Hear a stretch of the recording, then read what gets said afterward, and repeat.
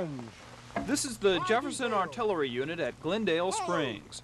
This is its artillery, a reproduction of a Civil War 3-inch ordnance rifle.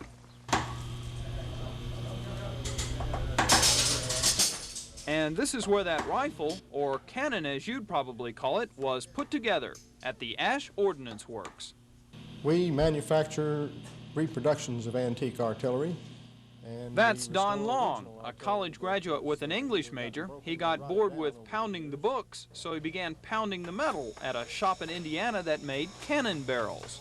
I found out while I was working for him that there was a good supply of barrels coming out of his shop, but there was nobody making any carriages. So I figured that the guns were a little heavy to shoot from the hip, and they needed some support there, so it looked like an opening, and I jumped in. That was more than 10 years ago, and today the Ash Ordnance Works is one of only a handful of places in the country that does this kind of work.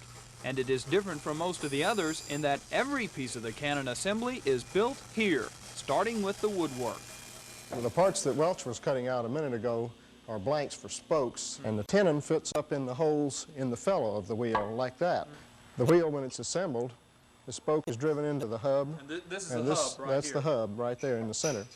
And the felloe is up here, and the tire is put on hot.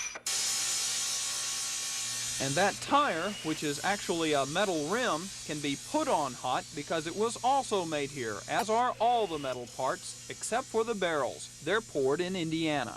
I think the major attraction of this kind of work is that it is work that you can follow through from its conception to the final product. It's not like standing on an assembly line and putting in one rivet every day for 25 years.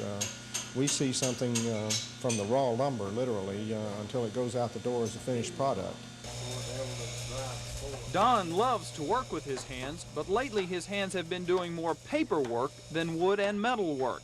So most of that is now left up to co-workers Charlie Earnhardt, Chuck Holler, Welch Howell, and partner Kyle Mash.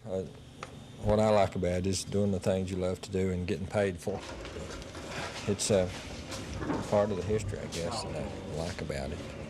These skilled craftsmen not only build cannons, but restore them as well, working for museums, the National Park Service, restoration projects, and private collectors. Of course, the cannons aren't all work. Don and Kyle are members of the artillery unit mentioned earlier, a unit that isn't just for show. Ready.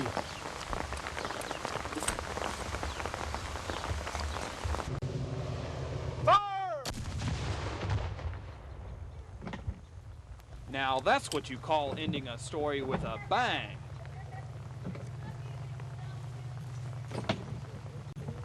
Once more.